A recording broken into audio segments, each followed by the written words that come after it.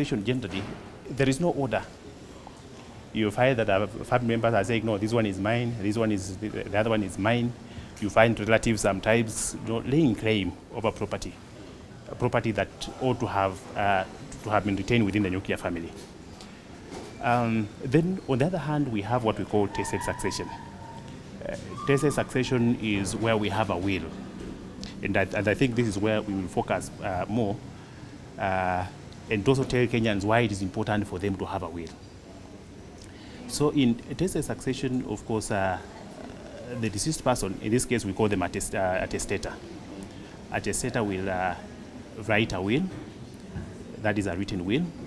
And if they fail to write a will, they can also have an oral will. The law also contemplates that they can have an oral will. So basically in that will, they will leave their express intentions. So basically they will have to recall that these are my dependents, that is number one. Number two, these are my dependents, these are the persons who are supposed to inherit property, that is two. Number three, you'll be identifying those properties within the will. Succession planning does not have any value to it. So we can't say that the wealthy are the ones who only do succession planning. Any person, any individual, any wananchi who has maybe even a shop or a bit of stock or a few chunks of land here and there needs to consider the sustainability of their legacy. When you talk about buying land to reduce tax exposure, I think you're really talking about tax planning. So if you buy a piece of commercial property, for instance, you are entitled to tax allowances. So that in itself is planning. So you can buy the property, I don't know, say 60 million shillings, but then you get a you get a tax allowance on an annual basis to reduce, the rebate on the tax that you need to pay on that property.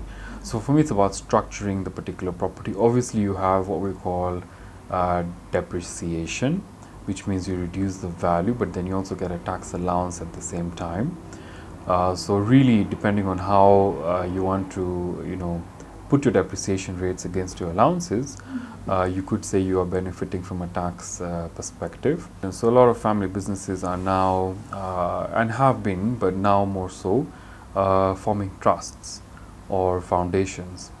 The essence of a trust is not to benefit immediately. It is really building that legacy, that succession plan, such that if the property is within a particular trust, the income of the trust at the moment, based on a legislation, is not subject to tax.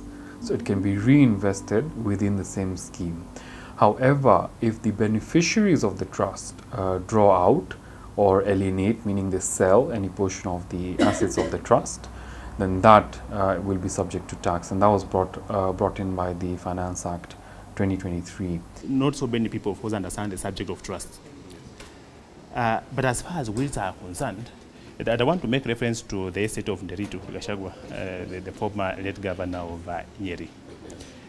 He had a number of properties, and you saw the DP taking a number of minutes, if not hours, just to highlight a number of things that the deceased owned. And on his part, he went ahead and came up with a will. Yes. So one of the ways in which these prominent people protect their wealth is through wills. But then the question is it just a matter of making wills to protect property, or there must be something within that will that can protect the property? Indeed, within a will, you can incorporate something. Yes. You can incorporate a clause, what we call the no contest clause, in a will. That will help the dependents not fight. Allow me just to explain in a minute or two what the no contest clause is all about. Basically, here you are telling the dependents that, or the beneficiaries under the will, that if anyone were to go out there and challenge this will, or anyone were to go out there and say, I have a problem with the mode of distribution, then if they are unsuccessful, they are going to lose out on their bequest under the will. I said it's not legally binding, but it sort of sets the scene or sets the tone for what needs to happen post. And look, everyone knows that we all have to go. The question is, can my wishes then be abided to or adhered to after I have left? So I think that's, and a lot of people do not do wills because the conversation of death is a very difficult one. Inheritances are currently, exempt from tax. If you are passing property to your spouse, you can also get an exemption from the taxes. But by far and large, and that's why the laws change to say that if you have inherited a particular property and then you decide to dispose it, you will pay tax on it. But if it's an immediate transfer, currently it's exempt from tax. But given the future where we had and remember, inheritance is being taxed in other parts of the world. It's predominantly in this side of the world that we do not tax inheritance.